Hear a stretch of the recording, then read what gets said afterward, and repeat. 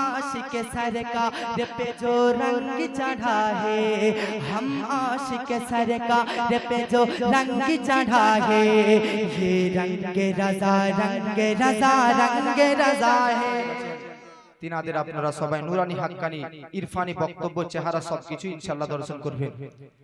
কুরআন থেকে আয়াতে কারিমা তেলাওয়াত করেছি। সর্বপ্রথম আমি আপনাদের সম্মুখে ওই আয়াতটা পাঠ করি। মহান আল্লাহ পাক রব্বুল আলামিন আমার আপনার নবী তথা সমগ্র সৃষ্টি জগতের নবী প্রসঙ্গে কুরআনের মধ্যে 30 নম্বর পারাতে সূরা আল কাউসার বলতেছে, ইন্না আ'তাইনাকাল কাউসার। জোরে বলুন সুবহানাল্লাহ। আল্লাহ পাক বলতেছে, ইন্না নিশ্চয় নিঃসন্দেহে আ'তাইনা আমি দিয়েছি, দান করেছি, আল কাউসার সমস্ত গুণবলী। সুবহানাল্লাহ বলেন। আপনারা আমরা সকলে কম বেশি প্রায় উর্দু ভাষায় বক্তব্য শুনি, উর্দু ভাষায় নাচ শুনতেছি, তবে একটু বাংলাও তো আপনারা বুঝেন কি বুঝেন না? বুঝেন না? তিনটি জিনিস মনে রাখুন। একটা হচ্ছে অল্প, আর আরেকটি হচ্ছে অল্পর উচ্চ স্তর বেশি, আর আরেকটি হচ্ছে বেশির বেশি। যদি বলা হয় স্টেজে মানুষগণ বেশি না নিচে বেশি, তো একজন উত্তর দিবে স্টেজে অল্প জনগণ আছে, আলেম ওলামা আছে, কিন্তু স্টেজের নিচে বেশি আছে। তাহলে একটা হচ্ছে অল্প, যেটা দেখা মাত্র গুনা যায়, কাউন্টিং করা যায়, গণনা করা যায়। আপনাদের দৃষ্টি স্টেজের সঙ্গে সঙ্গে পড়া মাত্র বলে দেবেন স্টেজে কতজন আছে। যে জিনিসটা সঙ্গে সঙ্গে দেখা মাত্র দৃষ্টি পড়ার সঙ্গে সঙ্গে কাউন্টিং গণনা যোগ করে নিতে পারবেন, তাকে অল্প। আর যেটা যোগ করা যাবে না, গণনা করা যাবে না, কিন্তু কিছুক্ষণ সময় নিয়ে গণনা করা যাবে, তাকে বেশি বলা হয়। কিন্তু যেটা কাউন্টিং করা যাবে না, গণনা করা যাবে না, হিসাব করা যাবে না, তাকে বলা হয় বেশির বেশি। সুবহানাল্লাহ বলে। अब তিনটি জিনিস বাংলায় শুনলেন, এবার আরবিতে শুনুন। একটা হচ্ছে অল্প, তাকে আরবিতে বলা হয় কালিলুন। আর একটা হচ্ছে বেশি, তাকে আরবিতে বলা হয় কাসিরুন। তো কালিলুন অল্প, এটাকে গুনা যায়, হিসাব করা যায়, কিন্তু বেশি কাসিরুন এটাকে গুনা যাবে, তবে একটু টাইম লাগবে। তাই বেরাদার অল্প এটাকে কালিল, বেশি এটাকে কাসির। আর যেটা বেশির বেশি গুনা যাবে না, হিসাব করা যাবে না, কাউন্টিং করা যাবে না, তাকে বেশির বেশি আরবিতে বলতেছে কাউসার। ওটাই আমার আপনার নবীকে দান করেছে। আবার শুন, কুরআনের মধ্যে একটা আয়াত পড়ি, আর একটু শুনুন, তারপর বুঝতে পারবেন। আল্লাহ পাক রব্বুল আলামিন বলতেছে, মাতাউদ দুনিয়া কালিলুন। আচ্ছা বলেন তো, পৃথিবীর মধ্যে কত প্রকারের প্রাণী আছে? আপনারা কি হিসাব করতে পারবেন? জোরে বলেন। পৃথিবীর মধ্যে কত প্রকারের বৃক্ষ, তরুলতা, গাছপাতা, ফল ফুল আছে? হিসাব করা যাবে? পৃথিবীর মধ্যে কত প্রকারের মানব, কত প্রকারের মানুষ বাস করতেছে? হিসাব করতে পারবেন? আপনি বলবেন না। পৃথিবীর মধ্যে কত রকমের মাটি রয়েছে? হিসাব করতে পারবেন না। পৃথিবীর মধ্যে কত প্রকারের জলপানীয় প্রাণী রয়েছে? হিসাব করতে পারবেন না। পৃথিবীর মধ্যে কত প্রকারের পোকা মাকড় আছে? হিসাব করতে পারবেন না। তাহলে আপনার হিসাবের বাইরে, আপনার গণনার বাইরে পৃথিবীর মধ্যে যা কিছু আছে, পৃথিবীর মধ্যে যত আসবাবপত্র, মালপত্র, সামান আছে, সবকিছু হচ্ছে হিসাবের বাইরে, গণনার বাইরে, কাউন্টিং এর বাইরে। হিসাব করতে পারবে না যে পৃথিবীতে কত কিছু আছে। আপ দেখুন মুআজ্জাজ, পৃথিবীতে যত কিছু আছে আপনার হিসাবের বাইরে, আপনার কাউন্টিং এর বাইরে। তবে আপনাকে কি মনে হচ্ছে যে বেশির বেশি? না না, আল্লাহ পাক বলতেছে পৃথিবীতে যত সামান আছে, পৃথিবীতে যত আসবাবপত্র আছে, পৃথিবীতে যত মালপত্র আছে, সবকিছু আমি আল্লাহর নিকট অল্প, স্বল্প, অল্প, অল্প। আবার কুরআনের দিকে লক্ষ্য করুন, আল্লাহ বলতেছে যা কিছু পৃথিবীতে আছে সবকিছু আমি আল্লাহর কাছে অল্প। ভাবুন মুসলমান, আল্লাহর এই পৃথিবীর সৃষ্টি অল্প জিনিসকে যদি হিসাব না করতে পারেন, গণনা না করতে পারেন, কাউন্টিং না করতে পারেন, তাহলে আল্লাহ পাক বলতেছে নবীকে আমি পাওয়ার দিয়েছি, মর্যাদা দিয়েছি, বৈশিষ্ট্য দিয়েছি, অল্প নয়, বেশি নয়, বেশির বেশি। তো পৃথিবীর অল্পকে যদি হিসাব না করতে পারেন, আল্লাহর দেওয়া নবীর মর্যাদাকে হিসাব করতে পারবেন কি করে? কারণ আল্লাহ পাক বলতেছে নবীকে যা দিয়েছি তা বেশির বেশি দান করেছি।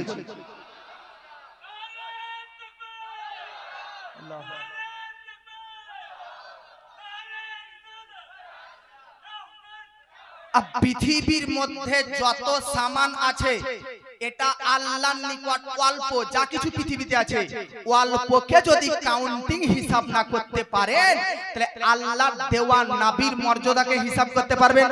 জোরে বলেন পারবেন?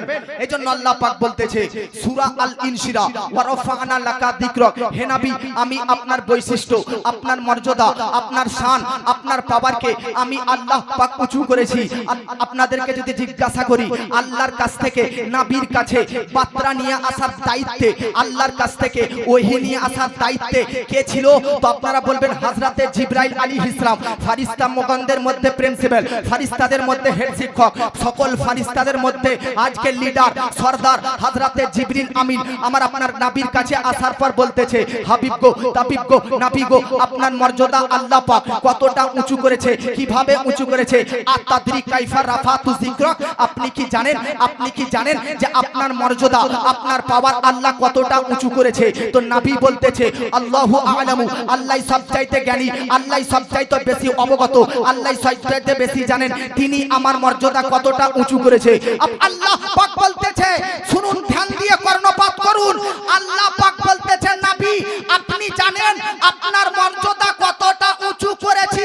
তো হাদিসে কুদসির মধ্যে লিপিবদ্ধ রয়েছে, আল্লাহ পাক বলতেছে ইদা যুকিরতু যুকিরতা মাই, নবী আপনার মর্যাদা এতটা উঁচু, এতটা বৃদ্ধি, এতটা বৃহত্তম করে দিয়েছি যে যেখানে আমি আল্লাহর জিকির হবে তার পাশাপাশি, তার কাছাকাছি, তার নিকটবর্তী, তার সঙ্গে সঙ্গে আপনারও জিকির হতে থাকবে। তাহলে হাদিস থেকে প্রমাণ আল্লাহ যেখানে জিকির হবে তার পাশাপাশি নবীর জিকির হবে।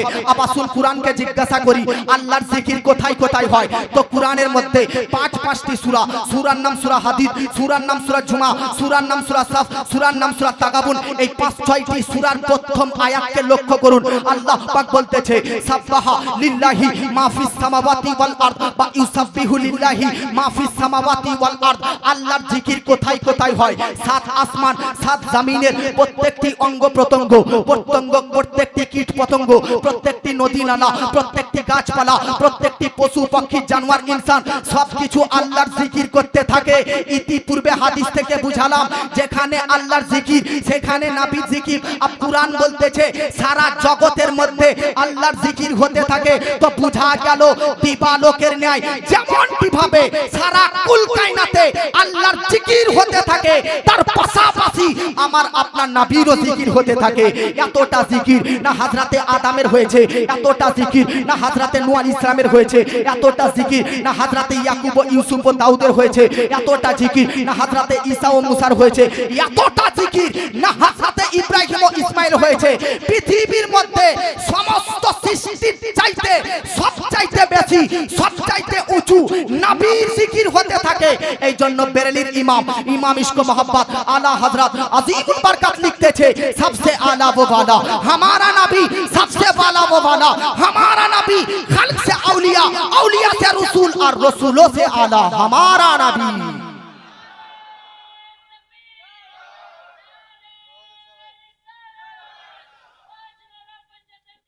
बैठ जाओ तो बाबा जी पृथ्वीर मध्य नबीर जिकिरेर समतुल्य आमार जिकिर, आमादेर जिकिरेर संगे नबीर जिकिरेर कोनो तुलना হয়?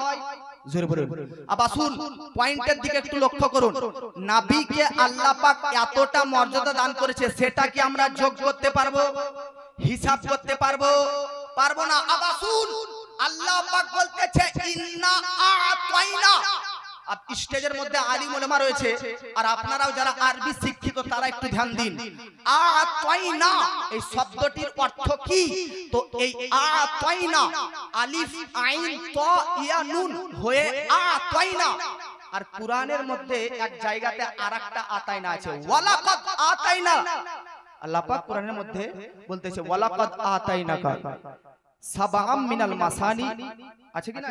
সাবাম মিনাল মাসানি আল্লাহ পাক কুরআনের মধ্যে বলতেছে নবী আমি আপনাকে দিয়েছি সাবঈ মাসানি অর্থাৎ সূরা ফাতিহা আর পুরো কুরআন শরীফটা। জোরে বলেন মুহাব্বতে বলেন সুবহানাল্লাহ। সূরা কাউসারে আতাইনা যেটা আছে ওই আতাইনা শব্দটার অর্থ দেওয়া। আর কুরআনের সূরা আল হিজরের 83 নম্বর আয়াতে একটা আতাইনা আছে, ওই আতাইনাটা হচ্ছে আলিফ তা ইয়া নুন। সূরা কাউসারের আতাইনাটার উচ্চারণ আলিফ আইন তা ইয়া নুন। আর সূরা হিজরের 83 নম্বর আয়াতটা শুধু আলিফ তা ইয়া নুন। আল কাউসারে আতাইনা শব্দের অর্থ দেওয়া, সূরা হিজরের 83 নম্বর আয়াত আতাইনা এটার মানেও দেওয়া। কিন্তু দুটো দেওয়ার মধ্যে পার্থক্য কি জানেন? দুটো দেওয়ার মধ্যে ডিফারেন্স পার্থক্য হচ্ছে সূরা আল কাউসারে আতাইনা এই দেওয়াটার মানে শুধু দিয়েনি নবী, যা দিয়েছি সবকিছুর মালিক পর্যন্ত করে দিয়েছি। জোরে বলেন। আর সূরা আল হিজরে, আচ্ছা বলুন তো আল্লাহ পাক নবীকে কোরআন শরীফ দিয়েছে কি দেয়নি? দিয়েছে কি দেয়নি? সূরা ফাতিহা দিয়েছে কি দেয়নি? সূরা বাকারা দিয়েছে কি দেয়নি? সূরা ইখলাস দিয়েছে কি দেয়নি? তো পুরো কুরআনের কথা যখন আল্লাহ বলতেছে তখন শুধু বলতেছে আতাইনা মানে দিয়েছি। আর কুরআন ছাড়া জান্নাত যত মর্যাদা আছে সবার ব্যাপারে যখন আল্লাহ পাক বলতে যখন বলছে আতাইনা, তো এর তাৎপর্য কি? তো জগৎবাসী এই যে মোবাইলটা দেখতেছেন, এই মোবাইলটা হযরতকে যদি বলি মোবাইলটা ধরেন, তো এর মোবাইলটা দেওয়া একটা এনাকে হযরতকে ধরেন বললাম, এটা একটা উদাহরণ দিচ্ছি যে হযরত আপনাকে মোবাইলটা পুরোপুরি দিয়ে দিলাম, গিফট দিয়ে দিলাম, এর মানে হচ্ছে মোবাইলটার ওনাকে মালিক করে দিলাম নাকি? আর কি ওনার কাছ থেকে আমি এটা মোবাইলটা নিব না, কারণ এই দেওয়ার মানে হচ্ছে পুরোপুরি দিয়ে মালিক করে দেওয়া। আর আরেকটা দেওয়া কেমন আছে? হুজুর নেন আমি স্টেজে ওয়াজ করার পর নিচ্ছি, এর মানে কি যে দিলাম কিন্তু কিছুক্ষণ পর আবার কিন্তু ব্যাক নিয়ে নিব। তো আল্লাহ পাক বলতেছে নবী আপনাকে কুরআন দিয়েছি, কিন্তু এই দেওয়ার মানে হচ্ছে দিয়েছি আবার নিয়ে নিব। কুরআনের মালিক আপনাকে করিনি। জগৎবাসী কুরআনের মালিক যদি নবীকে করা হতো তো কুরআনের আয়াত নবী চেঞ্জ করতে পারতো, পরিবর্তন করতে পারতো, এদিক ওদিক করতে পারতো। আয়াতের অর্থ আয়াত আজকে মুআজ্জিজ এদিক ওদিক করে দিত। কিন্তু 1400 বছর পূর্বে যেই রকম কুরআন নাযিল হয়েছে, যেই রকম কুরআন অবতীর্ণ হয়েছে, যেই রকম পৃথিবীতে এসেছে, আজ পর্যন্ত কুরআনের একটা আয়াতও চেঞ্জ হয়নি, একটা আয়াতও পরিবর্তন হয়নি, একটা আয়াতও এদিক ওদিক হয়নি। কেন? কারণ আল্লাহ পাক নবীকে কুরআন তো দিয়েছে, কিন্তু আতাইনা দিয়ে আলিফ তা ইয়া নুন দিয়ে অর্থাৎ শুধু দিয়েছি, কিয়ামতের দিনে কুরআন আবার আমি নিয়ে নিব। কিন্তু সূরা আল কাউসারে যে আতাইনা বলেছি, আতাইনা আর আল কাউসার সে দেওয়ার মানে হচ্ছে জান্নাত দিয়েছি, মালিক করে দিয়েছি। আপনাকে নবী লিয়াউল হাম দিয়েছি, মালিক করে দিয়েছি। কাউসার দিয়েছি, মালিক করে দিয়েছি। ইয়া নবী যা কিছু কুরআন ছাড়া মর্যাদা আছে সব কিছু দিয়েছি, তো তার মালিক করে দিয়েছি। এই জন্য বেরেলির ইমাম ইশক মোহাব্বত আলা হযরত আজিমুল বরকত মুজাদ্দিদিন মিল্লাত কানজুল কারামাত জাবালুল ইস্তিকামাত শাইখুল ইসলাম ও মুসলিমিন আয়াতুম মিন আয়াতিল্লাহ মুজিজাতুম মিন রাসূলিল্লাহ কারামাতে গৌসে আযম আশিকে নবী ওলিয়ে কামিল ফাকিয়ে ইসলাম আশা ইমাম আহমদ রাজা খা लिखते थे मैं तो मालिक ही कहूंगा वो मालिक के हबीब, मैं तो मालिक ही कहूंगा वो मालिक के हबीब, यानी महबूब और मुहिब में नहीं मेरा तेरा। জোরে বলেন সুবহানাল্লাহ। এটা সূরা আল কাউসারের একটু ব্যাখ্যা। আচ্ছা একটা কথা আপনাদেরকে বলে দিই, প্রতিটি সূরা এবং কিছু আয়াত দুনিয়াতে আসার একটা কারণ আছে, আছে কি না? শানে নুজুল দুনিয়াতে আসার একটা কারণ নাই? আপনি জানেন সূরা আল কাউসারটা নাজিল হয়েছে কেন? এটা আল্লাহ পাক আমার নবীর শত্রুদেরকে জবাব দেওয়ার জন্য নাজিল করেছেন। জোরে বলেন।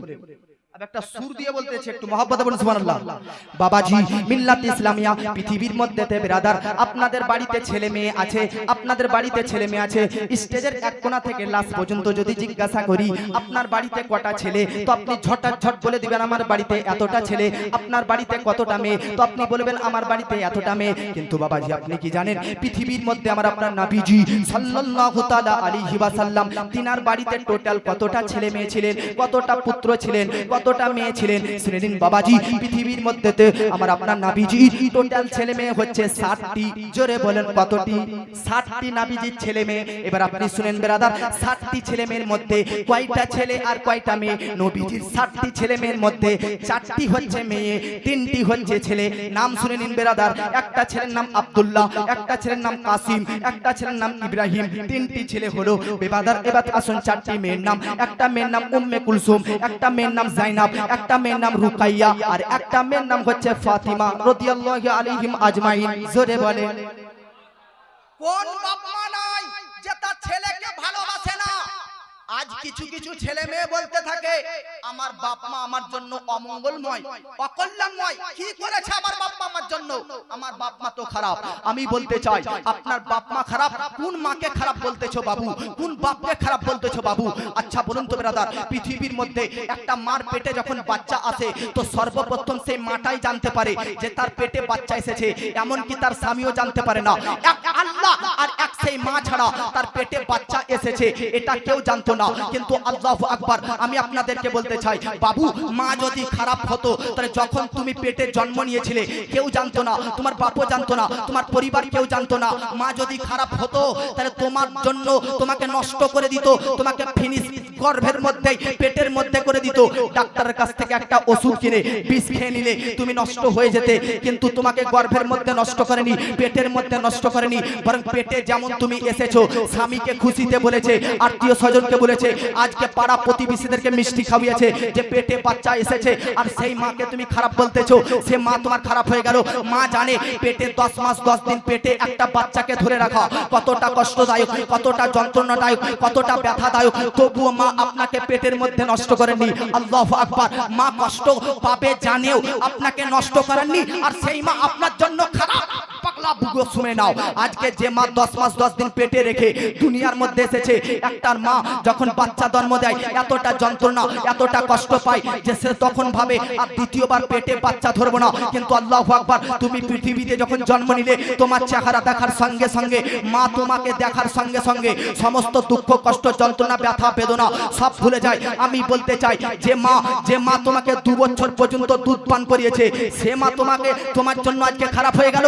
আজকে আপনি নতুন বাড়িতে বৌমা নিয়ে এসেছেন, নতুন বাড়িতে ওয়াইফ নিয়েছেন, নতুন বাড়িতে স্ত্রী নিয়েছেন, স্ত্রী আপনাকে আজকে এমনটা করে দিয়েছে যে আপনার কাছে মা খারাপ হয়ে গেছে। ভাবুন মার কোন জিনিসটা আপনার খারাপ? পেটে 10 মাস 10 দিন রাখাটা কি খারাপ? বলুন পেটে আপনাকে রাখা, কষ্ট যন্ত্রণা সহ্য করা, তারপরেও কি মা খারাপ? 2 মাস 2 বছর ধরে দুধ পান করিয়েছে তবুও কি মা খারাপ? আচ্ছা বলেন তো আপনাকে কথাবার্তা শিখিয়েছেন কে? তো উত্তর আসবে মা। পৃথিবীর সর্বপ্রথম শিক্ষককে? তো উত্তর আসবে মা। আচ্ছা আপনাকে আজকে স্কুল যাওয়ার জন্য রেডি করে দিত কে? তো মা। আমি আপনাদেরকে বলতে চাই বাপের কি ছেলের ওপর কোনো অবদান থাকে না? আমি বলতে চাই হ্যাঁ, বাপেরও অবদান ছেলের ওপর থাকে, কিন্তু মায়ের অবদান প্রকাশ্যে আর বাপের অবদান হচ্ছে অপ্রকাশ্যে। মা যে জামা পোশাক পরে সে জামা পোশাকের খরচা বাপ বহন করে। আজকে ছেলে স্কুলের ব্যাগ, আজকে ছেলে স্কুলের বইপত্র যে কিনে মা তো ভরে দেয় ব্যাগে, মা তো রেডি করে দেয়, কিন্তু ব্যাগ আজকে বইপত্র এ সমস্ত খরচা বহন করে কে? বাপ। আমি বলতে চাই মা দুধের ব্যবস্থা, মার স্তনে দুধ আসে, মা ভিটামিন খাবার পর ভিটামিনের ব্যবস্থা করে কে?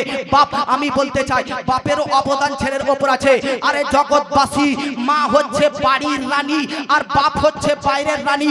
কোন বাপ আপনার জন্য খারাপ হয়ে গেল? আরে শুনেন জগৎবাসী, আজকে মাস্টার হয়েছেন, ডাক্তার হয়েছেন, ইঞ্জিনিয়ার হয়েছেন, বড় ব্যবসায়িক হয়েছেন, বড় বিজনেসম্যান হয়েছেন, তো বাপের পরিশ্রমের ফলে, বাপের ঘাম ঝরানোর টাকাতে আজকে বাপের আজকে পরিশ্রমে আজকে আপনি এতটা উন্নতি করতে পেরেছেন।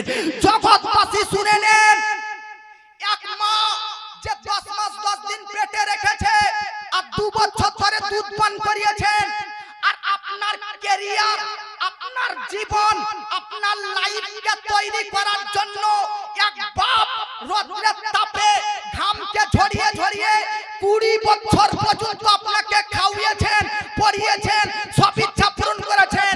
এই রকম মা বাপকে যদি বড় হওয়ার পর কষ্ট দিতে থাকেন তো কসম খোদার বলতে থাকি স্টেজের খুঁটি নয় আরশের পায়া পর্যন্ত হিলে যাবে। জোরে বলেন, এই মা বাপকে কষ্ট দেওয়া যাবে? জোরে বলেন। বাপ কাকে বলে জানেন? মা কাকে বলে? মা বাপ চায় যে আমাদের চোখের সামনে যেন আমাদের ছেলে ইন্তেকাল না হয়, মা বাপ চায় যেন আমরা আমাদের ছেলে মেয়েকে যেন দাফন না করি, বরং আমরা যেন ছেলে মেয়ের হাত রাতে দাফন হয়। এটা বাপ মার বার্তা। বাপ মা বলতে থাকে আমরা যেন আল্লাহ আমাদের ছেলে মেয়েকে দাফন না করি, যেন ছেলে মেয়েদের হাত রাতে আমরা দাফন হই। ওই মা বাপকে জিজ্ঞাসা করুন যার ছেলে মেয়ে বাল্যকালে শৈশবকালে ইন্তেকাল করেছে তার কলিজা কতটা ফেটেছে। আসুন, আপনার বাড়িতে যদি বাচ্চা ইন্তেকাল করেছে অধৈর্য হবেন না, বেসব্র হবেন না। কেন? কারণ আমার নবী নিজের হাতে তার 60টা ছেলে মেয়ের মধ্যে 6টা ছেলে মেয়েকে নিজের হাতে দাফন করেছে। আল্লাহু আকবার। নবী 60টা ছেলে মেয়ের মধ্যে 6টা ছেলে মেয়েকে নবী নিজের জীবনে দাফন করেছে। আমার নবীর ইন্তেকালের পর একমাত্র মা ফাতেমাই বেঁচে ছিলেন, তিনি নবীর ইন্তেকালের পর ইন্তেকাল করেছিলেন। বাকি নবী সব কয়টি ছেলে মেয়ে নবী নিজের জীবদ্দশাতে নিজের হাত দ্বারা দাফন করেছে। বাপের আদরের সবচাইতে মেয়ে হয়, কিন্তু বাপের ভবিষ্যৎ, বাপের ফিউচার ছেলে। নবী তিনটি ছেলে, সাবালগই হয়নি, বিয়ে তো দূরের কথা, নাবালক অবস্থাতে নবী 3টি ছেলেকে ইন্তেকাল করতে হয়েছে। বলুন কতটা কষ্ট, কতটা যন্ত্রণা। নবী 3টি ছেলে ইন্তেকাল করেছে। আবার আসুন দেখুন বাবাজি, আমার নবীর বাড়িতে 3টি পরস্পর নবীর ছেলে ইন্তেকাল করতেছে, তো আরবের কাফেররা নবীকে নিয়ে কটূক্তি করতেছে যে নবী তো বংশ কাটা হয়ে গেল। কেন? কারণ বাপের বংশ ছেলের মাধ্যমে চলে না মেয়ের মাধ্যমে? যারা বলেন ছেলের মাধ্যমে না মেয়ের? ছেলের। নবী 3টি ছেলেই তো ইন্তেকাল করলো নাবালক অবস্থাতে, অতএব আরবের কাফেররা বলতেছে নবী বংশ কাটা হয়ে গেল, নবী লেজ কাটা হয়ে গেল। এটাকে আরবিতে বলতেছে আবতার। আবতার বংশ কাটা, লেজ কাটা, ছিন্নহীন হয়ে গেল, ভিন্নহীন হয়ে গেল। কেন?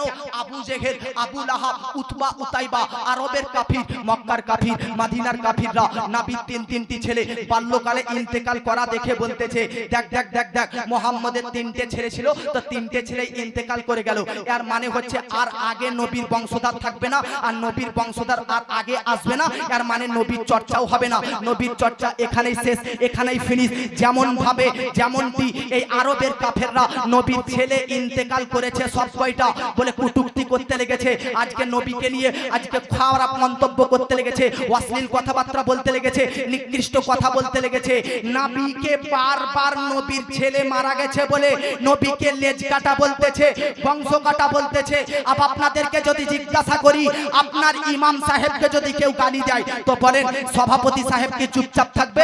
না, সভাপতি উত্তর দিবে। আপনাকে বলি আজকে ইমাম সাহেবকে যদি কেউ খারাপ কথা বলে তো সেক্রেটারি চুপচাপ থাকবে না, ক্যাশিয়ার চুপচাপ থাকবে না, গ্রামবাসী চুপচাপ থাকবে না। যে ইমামকে খারাপ কথা বলবে তার উপযুক্ত জবাব সভাপতি, সেক্রেটারি, ক্যাশিয়ার, ইমামের মুক্তাদি গন্ডা উত্তর দিবে।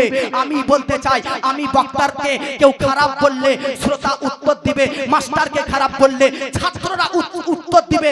আজকে আলেম ওলামা ইমামদেরকে খারাপ বললে মুক্তাদি উত্তর দিবে, কিন্তু নবীকে কেউ খারাপ বললে পৃথিবীর সৃষ্টি নয় আল্লাহ তাআলা উত্তর দিতেছে।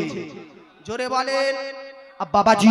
মিল্লাত ইসলামিয়া দেখুন বেরাদার, আল্লাহ পাক কি করে উত্তর দিতেছে। নবীজি 3টি ছেলে ইন্তেকাল করেছে। আজকে যখন বেরাদার আরবের কাফেররা নবীকে লেজ কাটা, বংশ কাটা বলতেছে, তখন আল্লাহ পাক কোরআনের মধ্যে আয়াত অবতীর্ণ করতেছে ইন্না শানিয়াকা হুয়াল আবতার। জোরে বলেন। আল্লাহ বলতেছে ইন্না শানিয়াকা, নবী আপনি লেজ কাটা নয়, আপনি বংশ কাটা নয়, আপনাকে যারা বলতেছে আপনার শত্রুরাই আসলে বংশ কাটা।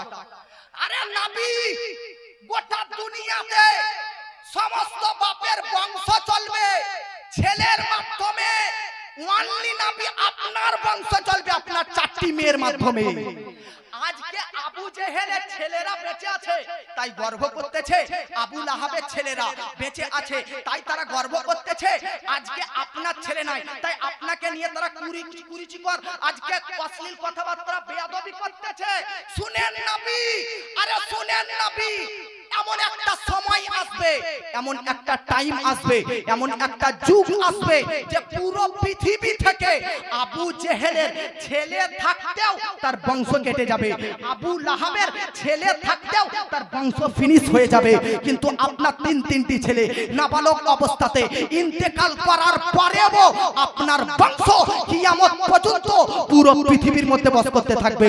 ইরাকে যাবেন তো নবীর বংশধর পাবেন, ইরানে যাবেন নবীর বংশধর পাবেন, বাংলাদেশ যান নবীর বংশধর পাবেন, আফ্রিকা যাবেন নবীর বংশধর পাবেন, আর আমেরিকা যাবেন নবীর বংশধর পাবেন, আরব যাবেন নবীর বংশধর পাবেন, আজকে ইন্ডিয়াতে দেখবেন নবীর বংশধর পাবেন। গোটা পৃথিবীতে প্রত্যেকটি কোণাতে কোণাতে নবীর বংশধররা বিরাজ করতেছে। আরে আপনাদেরকে তো একটা দায়িত্বশীল মঞ্চ থেকে দায়িত্বশীলতার সাথে কথা বলে যাচ্ছি।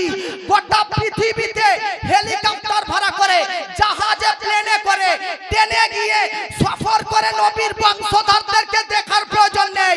আর একটু অপেক্ষা করুন, সৈয়দ আজিমউদ্দিন আহমদ নাইমি আসবে, নবীর মুআজিজা নবীর বংশধরকে দেখে নেবে। জোরে বলে। নবীর তিনটি ছেলে ইন্তেকাল করার পরেও আজকে ইরাকে নবীর বংশধর পাবেন, ইরানে নবীর বংশধর পাবেন, জাপানে নবীর বংশধর পাবেন। পুরো পৃথিবীতে 206টি দেশ রয়েছে, যতটা কান্ট্রিতে মুসলমান বাস করতেছে প্রত্যেকটি এলাকাতে নবীর বংশধররা বিরাজ করতেছে, নবীর বংশধররা নবীর নূরে চমকিতেছে।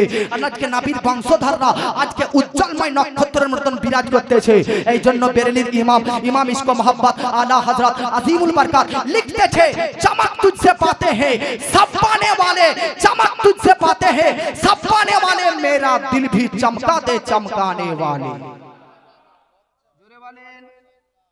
আচ্ছা একটা কথা বলেন তো, নবীগণদেরকে পৃথিবীতে কেন প্রেরণ করা হয়েছে? কেন? আবার শুন, কুরআনের মধ্যে আসুন। আল্লাহ পাক বাবাজি পৃথিবীর মধ্যেতে ব্রাদার, কুরআনের মধ্যেতে ব্রাদার 7 জায়গাতে লিপিবদ্ধ রয়েছে নবীগণদেরকে পৃথিবীর মধ্যে কেন প্রেরণ করা হয়েছে।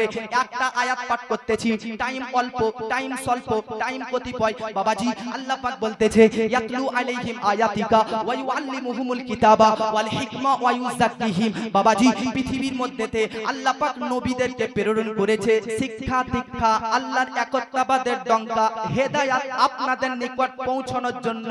জোরে বলেন। নবীদেরকে কেন প্রেরণ করা হয়েছে? আল্লাহর কাছ থেকে বার্তা নিয়ে মানব জাতির কাছ পর্যন্ত পৌঁছে দিতে। জোরে বলেন সুবহানাল্লাহ। আল্লাহর কাছ থেকে ওহী নিয়েছে আপনাদেরকে শ্রবণ করার জন্য, আল্লাহর কাছ থেকে মুআজ্জাজ শিক্ষা দীক্ষা এনে আপনাদের কাছ পর্যন্ত শোনানোর জন্য।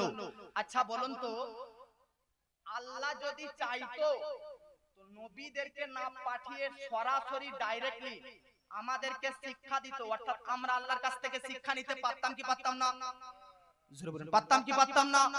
সরাসরি আল্লাহ যদি চাইতো যে আমি বান্দাদেরকে সরাসরি হেদায়েত দেব, বলেন হতো কি হতো না? বলেন হতো কি হতো না? কিন্তু আল্লাহ সরাসরি ডাইরেক্টলি হেদায়েত শিক্ষা দীক্ষা না দিয়ে মাঝে নবীগণদেরকে কেন রাখলেন? জোরে বলেন সুবহানাল্লাহ। 2-4 জন গল্প করছে মনে হচ্ছে, লাগছে আপনারা গল্প করতেছেন নাকি? এবার একটা ছন্দ পাঠ করতেছি, তারপর বক্তব্য আগাবে। কিতনে লোক শুননা চাহতে হাত উঠার বলে সুবহানাল্লাহ। কে আয় নসীমে সাহর মেরে সরকার से, ऐ नसीमे सहर मेरे सरकार से, सबके बारे में इतना बता दीजिए। जरा बोले, सबके बारे में इतना बता दीजिए।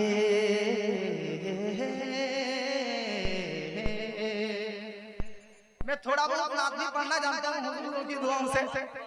तो आज तो ये तकरीर का दिन है ना, इसलिए मैं नात कम पढ़ रहा हूँ ताकि आप लोगों को बात ज्यादा सुना पाऊँ। लेकिन आप लोग इधर उधर दिमाग को, माइंड को घुमा रहे हैं, इसलिए एक शेर पेश करना चाहता हूँ। हाथ उठाकर बोलो सुभानअल्लाह। के ऐ नसीमे सहर मेरे सरकार से, ऐ नसीमे सहर मेरे सरकार से, सबके बारे में इतना बता दीजिए, सबके बारे में इतना बता दीजिए। ऐ नसीमे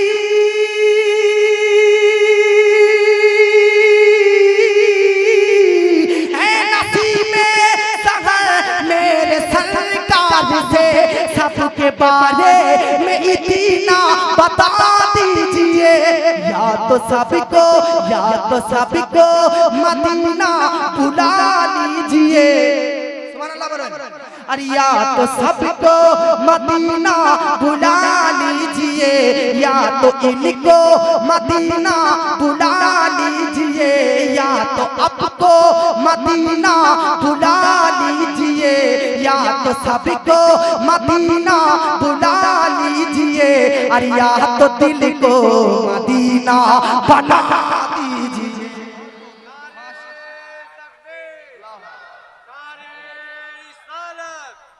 सरकार की आमद, दिलदार की आमद, आका की आमद, नारे तकबीर, नारे रिसालत। मोहब्बत से बोलिए सुभान अल्लाह।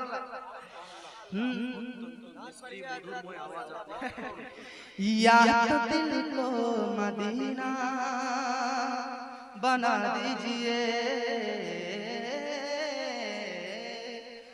আমাদের বীরভূম আর মুর্শিদাবাদে স্টেজে দেখছেন বক্তাও আছে, শায়ের আছে, কিন্তু আমাকে যদি কেউ নিয়ে যায় শায়েরও লাগে না, शायरों लगा ना, क्योंकि हजरत में शायर का भी काम करा देता हूँ।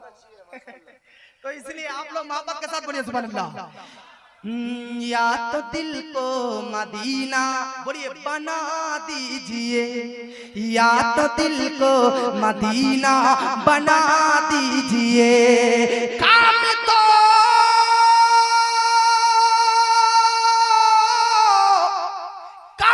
तो खूब करती है मेरी नजर, फिर भी बेचैन रहता हूँ ये सोच कर, फिर भी बेचैन रहता हूँ ये सोच कर। बुझ न जाए कहीं आँख की रोशनी, बुझ न जाए कहीं आँख की रोशनी, बुझ न जाए कहीं आँख की रोशनी। या नबी सबसे गुंबद, या नबी सबसे गुंबद दिखा दीजिए, या नबी सबसे गुंबद दिखा दीजिए।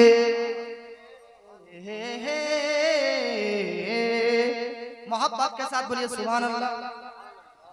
তাহলে বাবাজি মিল্লাত ইসলামিয়া পৃথিবীর মধ্যে নবীদেরকে কেন প্রেরণ করা হয়েছে? শিক্ষা দেওয়ার জন্য কিনা? কিসের জন্য? আচ্ছা, আপনাদের এলাকাতে প্রাইমারি হোক, কলেজ হোক, স্কুল আছে কিনা? আছে না? শিক্ষা দাতাকে কি বলেন বলো তো বাংলায়? শিক্ষা দাতাকে বাংলা বলা হয় শিক্ষক, ইংরেজিতে টিচার বা মাস্টার, আরবি में कहता है मुअल्लिम। আর শিক্ষা গ্রহণকারীকে, শিক্ষা অর্জনকারীকে, এডুকেশন অর্জনকারীকে বলা হয় ছাত্র, ইংরেজিতে স্টুডেন্ট, আরবিতে বলা হয় মুতাআল্লিম। কথা ঠিক কিনা?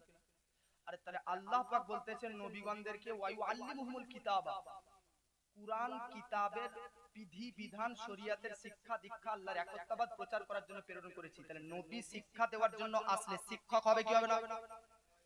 আজ কিছু ব্যক্তি বলতেছেন নবী আনএডুকেটেড, নবী মূর্খ, নবী অশিক্ষিত। ইউটিউবে আসেন দেখাবো আমরা এগুলো জবাব দিয়ে বাতিলদেরকে। কেউ বলতেছেন নবী আলিফ কোনটা বা কোনটা তা কোন তো জানতো না, আলিয়াযু বিল্লাহ নাউযু বিল্লাহ। নবীকে মূর্খ, নবীকে অশিক্ষিত। আর আল্লাহ পাক বলতেছেন নবীকে শিক্ষাদাতা করে, শিক্ষক করে প্রেরণ করেছি। আর মুস্তাদরাক লিল হাকিম কিতাব পড়ুন, নবী নিজে বলতেছে ইন্নী বুইস্তু মুআল্লিমান, আমি নবী পৃথিবীতে শিক্ষক হয়েই প্রেরিত হয়েছি। জোরে বলেন। আচ্ছা বলেন তো, আপনাদের এলাকার স্কুলের যে শিক্ষক সে যদি মূর্খ হতো, সরকার চাকরি দিত? জোরে বলেন, চাকরি দিত? আপনার এলাকার হাই স্কুলের যে শিক্ষক, টিচার, মাস্টার সে যদি আনএডুকেটেড, মূর্খ, শিক্ষিত হতো, সে কি চাকরি পেত? আপনি বলবেন না।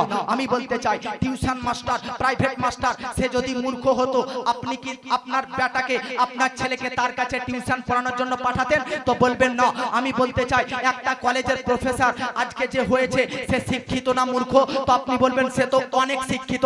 পাগলা বুকা, আপনার স্কুল, আপনার কলেজ, আপনার প্রাইমারি, আপনার হাই স্কুলের শিক্ষক যদি হতে গেলে শিক্ষিত হতে হয়, আজকে এডুকেটেড হতে হয়, তো সামান্য একটা রানীগঞ্জ এলাকার কলেজের প্রিন্সিপাল যদি কেউ হয়, হেড শিক্ষক হতে গেলে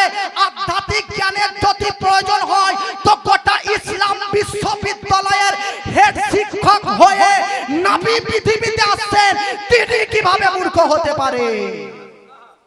জোরে বলেন, নাবি মূর্খ হতে পারে, নাবি অশিক্ষিত হতে পারে না। জোরে বলেন সুবহানাল্লাহ। আল্লাহ পাক কুরআনের মধ্যে বলতেছে, আল্লাহ পাক কুরআনের মধ্যে বলতেছে, ওয়ালা তাকুলু লিমাই ইউকতালু ফি সাবিলিল্লাহ। জোরে বলেন সুবহানাল্লাহ। আর মহব্বতে বলেন সুবহানাল্লাহ। আর হাত উঠাবার বলেন সুবহানাল্লাহ। अब अल्लाह पाक বলতেছেন নবী শিক্ষা দেওয়ার জন্য পৃথিবীতে এসেছে, শিক্ষা দিচ্ছেন, ইসলামের প্রচার ও প্রসার করতেছেন, আল্লাহর একত্ববাদের ডঙ্কা বাজাচ্ছেন। তো আরবের কাফের আবু জেহেল, আবু লাহাব, উতবা, উতাইবা, উবাই ইবনে খাল, মুনাফিকিন, মুশরিকিন, কাফির, এরা সবাই নবীর কথাকে অস্বীকার অমান্য করে দিল।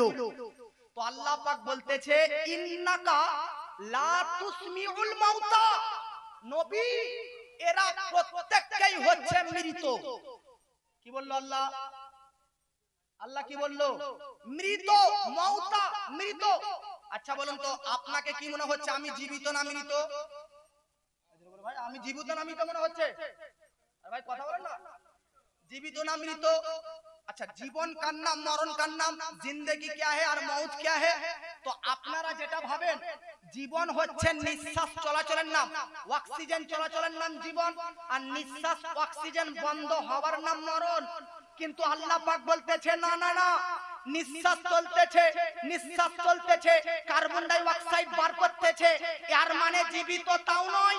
আবার নিঃশ্বাস বন্ধ, অক্সিজেন নেওয়া বন্ধ হয়ে গেছে, এর মানেও মরা এটাও নয়। তাহলে কাকে মরা বলে আর কাকে জিন্দা বলে? জীবন কার নাম, মরণ কার নাম? তো আল্লাহ পাক বলতেছে দেখো আবু জেহেলদেরকে, আবু লাহাবদেরকে এরা প্রকাশ্য বেড়াতেছে, নড়াচড়া করতেছে।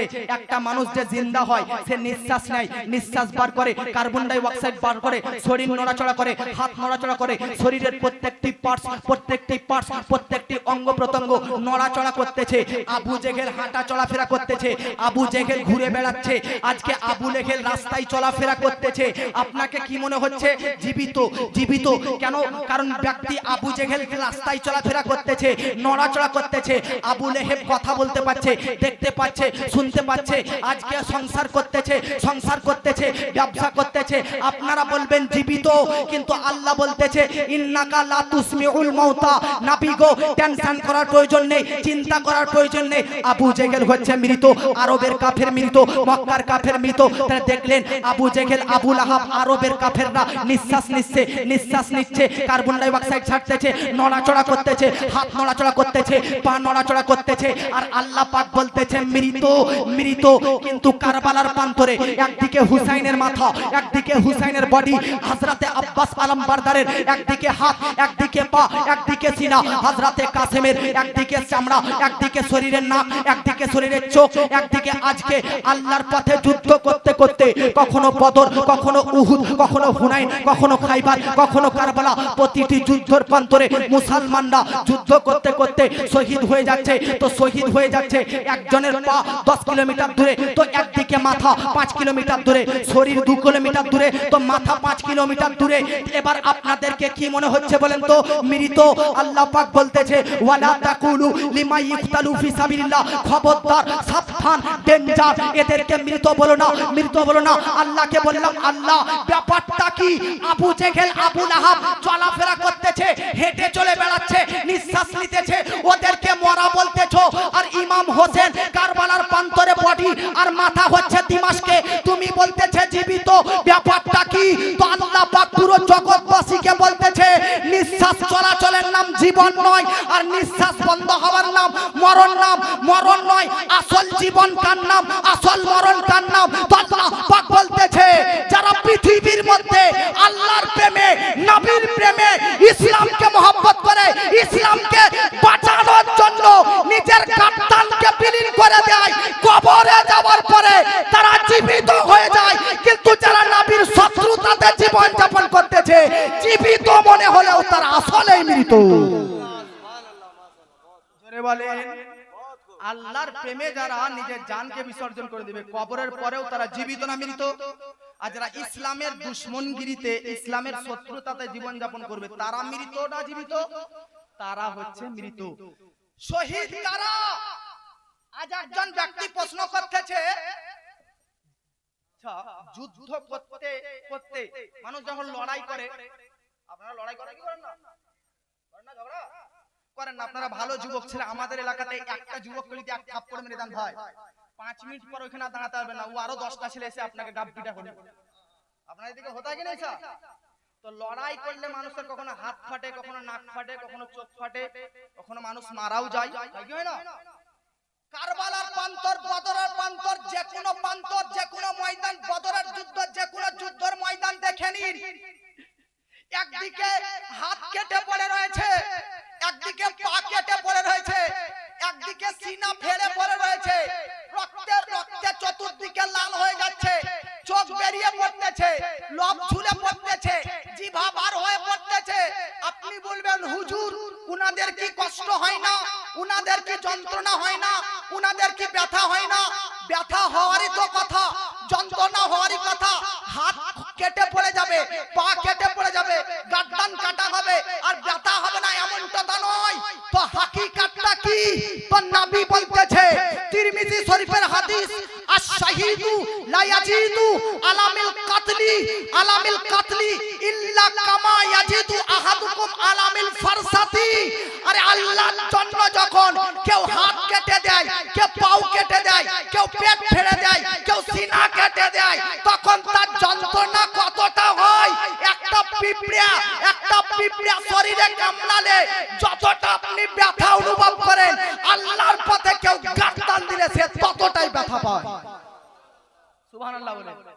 একটা पिपड़ा एक चींटी की बराबर एक शहीद को तकलीफ पहुंचती, वो महसूस करता है। तो अपनी बोलबेन ये कैसे मुमकिन है? नारे तकबीर, नारे रिसालत, मसला के आला हजरत।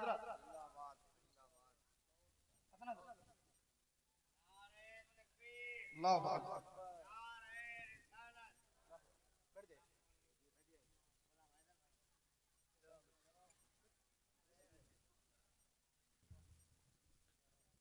মামুন রশিদ সাহেব শায়রে ইসলাম শায়রে হিন্দুস্তান এসেছেন।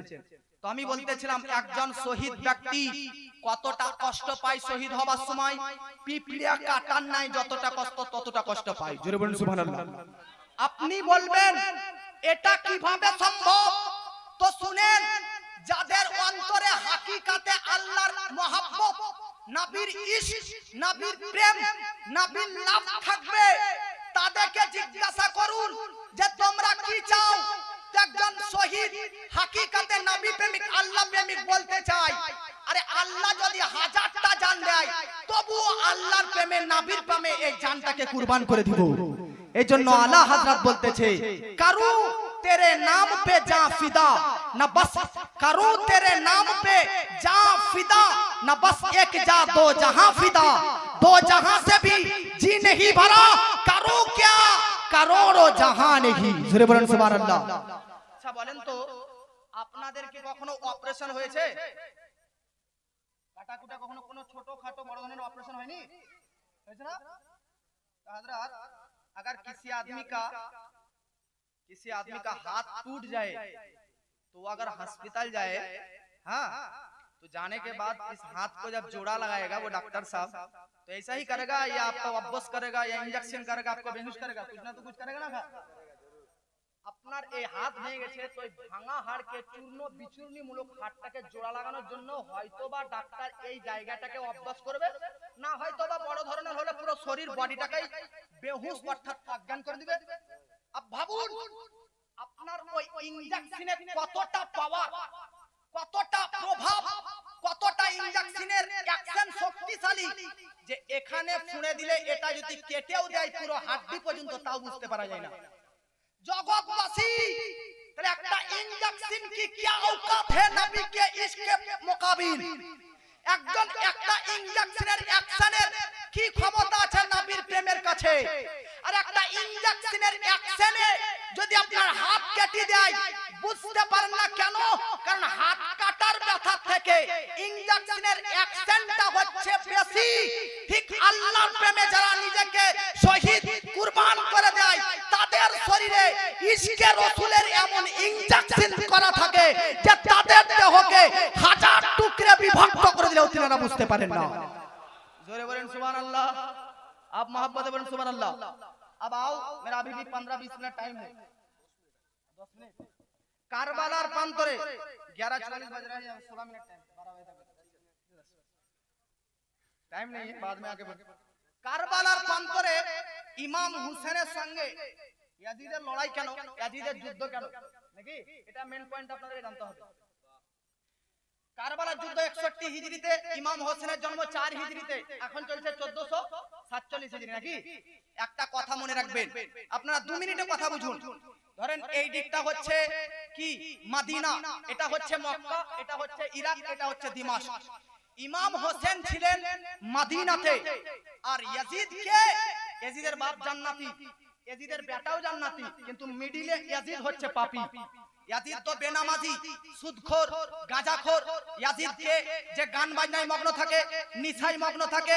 ইয়াজিদ কে যে মুআজ্জাজ সামাইনে কেরাম চোর, ইয়াজিদ কে যে ডাকাত, ইয়াজিদ কে যে মুআজ্জাজ সামাইনে কেরাম একজন মদ্যপানকারী, একজন সুদ খানেওয়ালা, একজন মুআজ্জাজ সামাইনে কেরাম গান বাজনায় মগ্নসর ব্যক্তি। আমি বলতে চাই মুসলমান আপনাদেরকে যে ইয়াজিদের পরিচয় তো আপনারা জানতে পারলেন। আমি বলতে চাই ইয়াজিদের পরিচয় আমার আপনার নবী, নবীর ইন্তেকালের 50 বছর পর কারবালার যুদ্ধ, নবী কারবালার যুদ্ধের 50 বছর আগে আমার নবী জগৎবাসীকে বলে দিয়েছিলেন, আউয়ালু মাই ইউবাদদিলু সুন্নতি রাজুলুম মিন বানি উম্মাইতা ইউকালু লাহু ইয়াজিদ। আরে আমার উম্মতের মধ্যে সর্বপ্রথম যে কোরআনের মুখালিফ করবে, যে কোরআনের বিপরীত কাজ করবে, যে সুন্নাতের বিপরীত কাজ করবে, তার নাম হবে ইয়াজিদ। নবী প্রথমে, নবী গায়েবদা অদৃশ্যের সংবাদদাতা, ইয়াজিদের ব্যাপারে প্রথমেই বলে দিয়েছিল। আমি বলতে চাই ইয়াজিদ তো হচ্ছে পাপী, ইয়াজিদ তো হচ্ছে তাপী। ইয়াজিদকে যে মুআজ্জাজ তার বাপ ছিল ইরাক শহরের একজন বাদশা।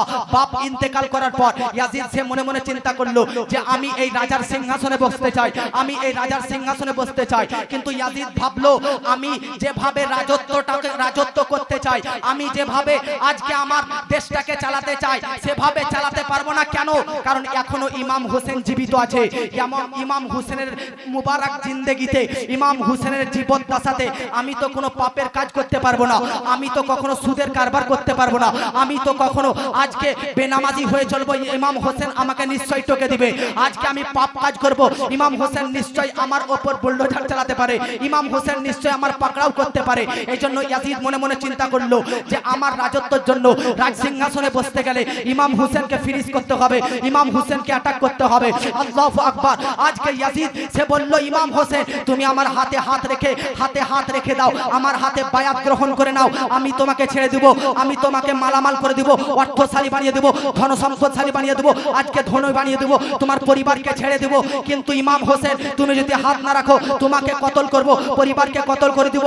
আজকে মুআজ্জাজ সামাইনে কেরাম লেকিন হুসাইনের উপর কুরবান যান, হুসাইনের উপর কুরবান যান। হুসাইন টাকা পয়সার লোভী ছিলেন না, জমি জায়গার লোভী ছিলেন না, ব্যবসা বাণিজ্যের লোভী ছিলেন না। যদি লোভী হতেন তাহলে ইয়াজিদের হাতে হাত রাখতেন, লোভী ছিলেন না বলে ইয়াজিদের হাতে হাত রাখলেননি। আল্লাহু আকবার। ইয়াজিদ চেয়েছিল যে হুসেন যেন আমার হাতে বায়াত গ্রহণ করে। স্টেজে আলেম ওলামা আছে, বায়াত কাকে বলে তো শুনেন জগৎবাসী। বায়াত শব্দের অর্থ হচ্ছে বিক্রি হওয়া, বাইউন থেকে বিক্রি হওয়া। ইয়াজিদ চেয়েছে ইমাম হোসেন যেন আমার হাতে বিক্রি হয়ে যায়। আমি আপনাদেরকে বলতে চাই, স্টেজে নাদিম রেজা ফাইজি উপস্থিত হলেন, আমি বলতে চাই এই মোবাইল যদি হযরত নাদিম রেজা ফাইজিকে বিক্রি করে দিই তাহলে এই মোবাইলটা আর কি আপনাকে বিক্রি করতে পারবো না। কেন? কারণ মোবাইলটা অলরেডি বিক্রি করে দিয়েছি। যে জিনিস আমার কাছ থেকে একবার বিক্রি হয়ে যাবে সেই জিনিসটা আমি আর দ্বিতীয়বার বিক্রি করতে পারবো না। ইয়াজিদ বলতেছে হুসাইন আমার হাতে বিক্রি হয়ে যাও। আরে ইমাম হুসেন ইয়াজিদের হাতে বিক্রি হবে কেন? অলরেডি ইমাম হোসেন নবীর হাতে নিজেকে আগেই বিক্রি করে দিয়েছে। বাবাজি ইমাম হোসেন তো নবীর হাতে হাত রেখে বিক্রি হয়ে গেছে, ইয়াজিদের হাতে হাত রাখতে পারে কি করে? দ্বিতীয় প্রশ্ন শুনুন, দ্বিতীয় উত্তর শুনেন। ইমাম হোসেন কার নাম? ইমাম হোসেন কে?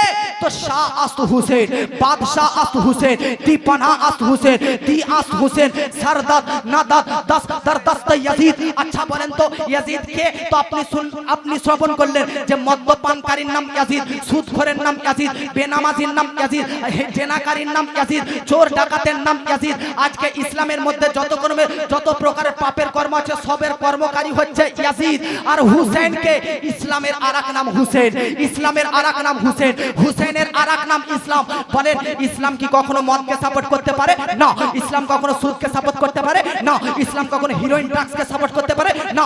ইসলাম কখনো বেনামাজিকে সাপোর্ট করতে পারে? না। ইসলাম কখনো মিথ্যা কথা বলাকে সাপোর্ট করতে পারে? না। ইসলাম কি কখনো মুআজ্জাজ সামানে কেরাম আজকে সুদখোরকে সাপোর্ট করতে পারে? না। চোর ডাকাতকে সাপোর্ট করতে পারে? না।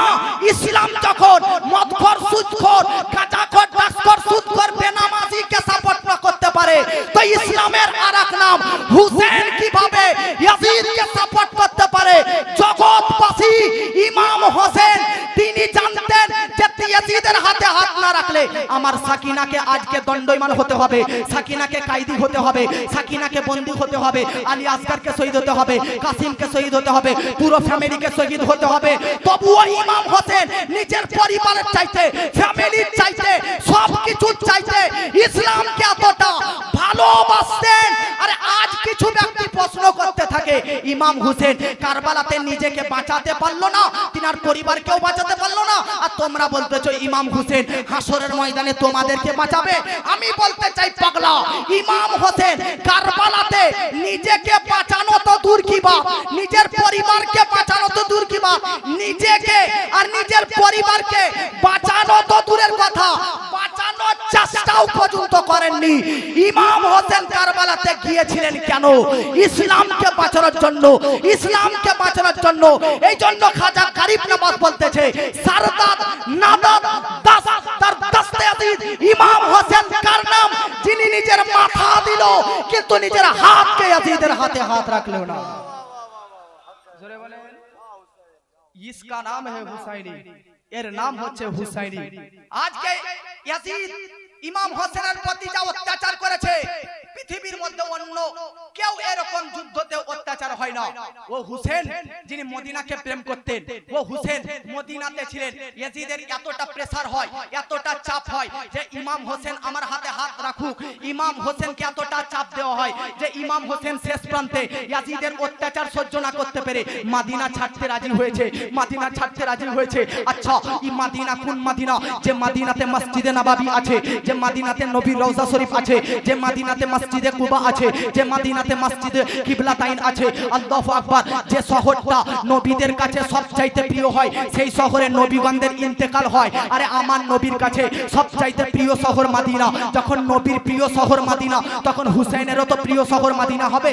আমি বলতে চাই কোন মদিনা? যে মদিনাতে অসুস্থ ব্যক্তি প্রবেশ করলে সুস্থ লাভ করে নেয়। কোন মদিনা? যে ব্যক্তি ঋণী ব্যক্তি প্রবেশ করলে তার ঋণ পরিশোধ করার আল্লাহর পক্ষ থেকে রহমত নাজিল হয়ে যায়। কোন মদিনা? যে মদিনাতে কিয়ামতের আগে দাজ্জাল আসবে, গোটা পৃথিবীতে গ্রাস করবে, কিন্তু মদিনাতে প্রবেশ করতে পারবে না।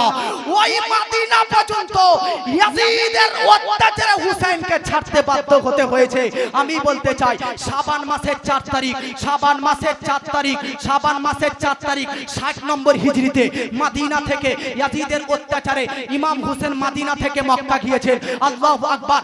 নবী যখন ইসলামের প্রচার করতে লাগলেন 40 বছর বয়সে, কাফেরদের এতটা অত্যাচার হয়েছিল যে নবী 53 বছর বয়সে মক্কা ছেড়ে মদিনা এসেছিলেন। আর নবীর উম্মতের অত্যাচারে ইমাম হোসেন মদিনা ছেড়ে মক্কা আসতেছে। আল্লাহু আকবার। ইমাম হোসেন মক্কাতে ছিলেন। এই কুফাবাসী ধোঁকাবাজ শহর ইয়াজিদের আজকে অনুপ্রেরণাতে আমার হোসেনকে মক্কা থেকে ডেকে এনে কারবালা পর্যন্ত নিয়ে এসে বেদর্দির সহিত শহীদ করেছে। আমি বলতে চাই আজ পৃথিবীতে সেই ইয়াজিদ, যে ইয়াজিদ ইমাম হোসেনের প্রতি অত্যাচার করেছে।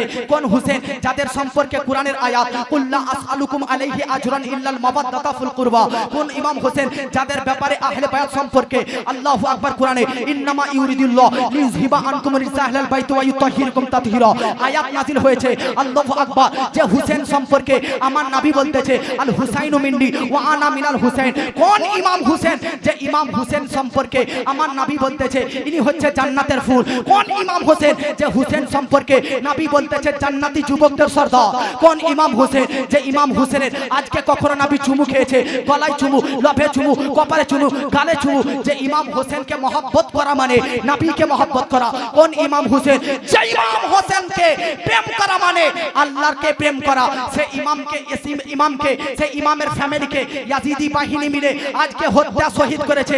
আর সেই ইয়াজিদকে বর্তমান যুগের কিছু ইয়াজিদি মুসলমান বাস করতেছে, তারা বলতেছে ইয়াজিদ হক पर है, ইয়াজিদ সঠিক ব্যক্তি, ইয়াজিদকে আমিরুল মুমিনিন বলতে পারো। নাউজুবিল্লাহ। ইয়াজিদের ব্যাপারে যদি পড়েন তো হিস হিলে যাবে। কারবালার যুদ্ধ 61 হিজরিতে, শুধু কারবালাই দ্বিতীয় প্রথম শেষ এটা নয়, ইয়াজিদ কারবালার যুদ্ধের পর 2 বছর পর 63 হিজরিতে মক্কা মদিনার প্রতি অ্যাটাক করে। মাদিনাতে কারবালার যুদ্ধের 2 বছর পর আবার ইয়াজিদ কারবালা থেকে 2 বছর পর মদিনাতে অ্যাটাক করে 10,000 জনসাধারণকে শহীদ করেন, 1700 সাহাবায়ে কেরামকে শহীদ করেন, 700 হাফিজে কুরআনকে শহীদ করেন, আজকে কুরাইশ গোত্রকে শহীদ করেন। প্রায় সাহাবীকে মক্কার প্রতি মদিনার প্রতি অ্যাটাক করনে वाला এই রকম ইয়াজিদি কখনো জাহান্নামী হতে পারেন না। এইজন্য কোন এক দিয়ালে একটা riwayat অনুযায়ী নবীর আজকে জন্মের 500 কোন কিতাবে 300 বছর আগে লেখা ছিল আতারজু উম্মাতুন কাতালাত হুসাইনা শাফাআতা জাদ্দিহি ইয়াউমাল হিসাব। যারা ইমাম হোসেনকে শহীদ করেছে তার ফ্যামিলিকে, তারা কখনোই নাতি ইমাম হোসেনের নানার শাফাআত পেতে পারে না।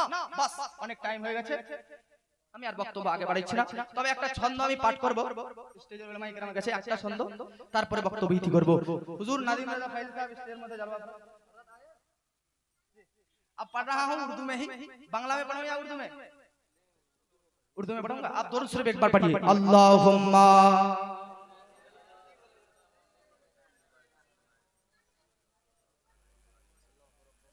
अल्लाह रब्बु मोहम्मद सल्लल्लाहु अलैहि वसल्लम नहनु इबादु मोहम्मद सल्लल्लाहु अलैहि वसल्लम। अब देखिए, मैं तो कोई शायर नहीं, शायर किसको कहा जाता है? जो नात लिखता है, लेकिन मैं नातखा हूँ, नात पढ़ने वाला। हजरत का नात को नकल करता हूँ। अब असद इकबाल की एक नात को नकल कर रहा हूँ। पूरा मजमा हाथ उठा बोलिए सुभान अल्लाह।